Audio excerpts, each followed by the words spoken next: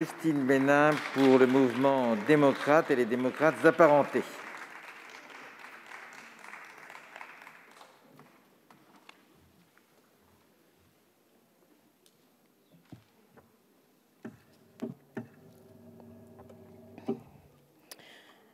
Merci, Monsieur le Président, Monsieur le Ministre, Madame la Présidente de la Commission des lois, Monsieur le rapporteur, mes chers collègues.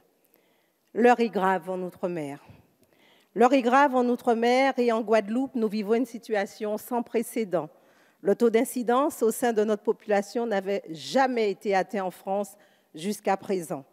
Jusqu'à 2000 personnes contaminées sur 100 000, un grand nombre d'hospitalisations qui pèsent sur l'ensemble du système de santé, une dizaine de décès chaque jour, sans compter les morts à domicile et des cas graves qui touchent également les plus jeunes.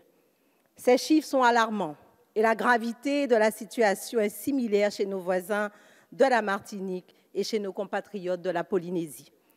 La première des conséquences de cette forte reprise épidémique, c'est la saturation de notre système de santé.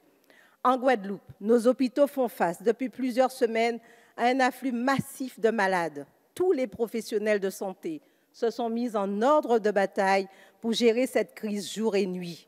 L'ensemble des établissements hospitaliers de Guadeloupe se sont coordonnés pour doubler le nombre de lits, que ce soit en médecine ou en réanimation. Hôpitaux publics, privés, comment voulez-vous que ce personnel vaillant, debout, puisse entendre les nombreuses critiques qui se font face au travail de sauver des vies qu'ils font au quotidien? Et en cela, je veux ici saluer l'engagement quotidien et sans faille de l'ensemble de ce personnel soignant des hôpitaux publics et privés, des médecins de ville et des infirmiers libéraux. Avec ceux-ci, plusieurs centaines de professionnels de la réserve sanitaire venus en renfort sur nos territoires durement touchés. Cette crise sanitaire, elle est violente. Ses conséquences sur la vie quotidienne de nos populations sont nombreuses. D'importantes mesures de freinage ont dû être prises pour limiter la circulation du virus. La rentrée scolaire en Guadeloupe et en Martinique a dû être décalée pour garantir la protection de notre jeunesse et de l'ensemble des populations. Une décision prise en responsabilité avec l'ensemble des élus locaux et le gouvernement.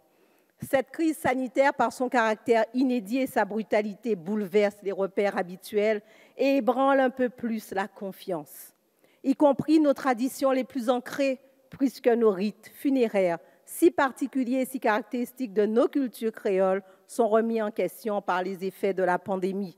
Et c'est une nouvelle épreuve pour tous les acteurs économiques de nos territoires. Le tourisme notamment, secteur essentiel dans les Outre-mer, est à l'arrêt et bon nombre de très petites entreprises sont en grande souffrance, en grande difficulté et comptent sur le soutien massif de l'État et des collectivités. Sur ce point, Monsieur le ministre, je sais les nombreux dispositifs de soutien, vous les avez rappelés, mis en place par le gouvernement, mais je souhaite également que nous puissions avancer ensemble en ayant une véritable commission de suivi pour l'accompagnement du secteur économique et du secteur touristique plus précisément. Nous sommes tous concernés par la crise sanitaire qui touche actuellement la Guadeloupe, la Martinique, la Polynésie, l'ensemble des Outre-mer. Chaque famille est touchée dans sa chair, oui, dans sa chair. Chacun connaît la douleur de perdre un proche. Il nous faut entendre les peurs, les doutes et les craintes. Tant de désinformation, tant de manipulation à l'heure où certains doutent encore sur la vaccination. Il faut entendre la parole des experts scientifiques. Et c'est difficile de le dire à nos populations. Et c'est en cela, oui, Monsieur Gosselin, il faut de la patience, il faut de la pédagogie, il faut entendre la douleur, la souffrance des malades, des familles. Il faut entendre aussi les témoignages des différents soignants.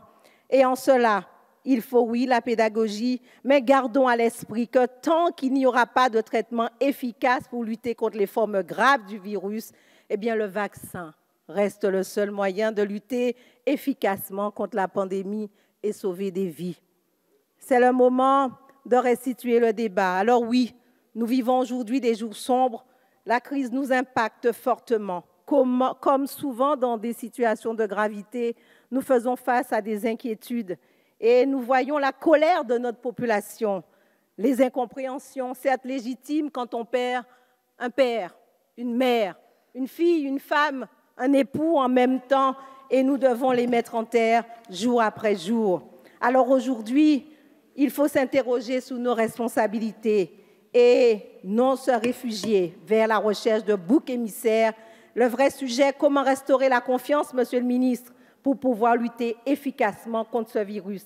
Et en cela, je rappelle à l'unité, première arme pour arrêter les guerres de religion, la solidarité, mais aussi le sens de responsabilité pour un dialogue constructif avec l'État. Et je vous le demande instamment, Monsieur le ministre, qu'on puisse mettre en place un véritable, mais vraiment une véritable organisation de travail dans le cadre du PLFSS pour revoir les coefficients géographiques, une mission d'intérêt général pour nos outre-mer. La parole est à Monsieur Gérard Le Seul pour le groupe socialiste et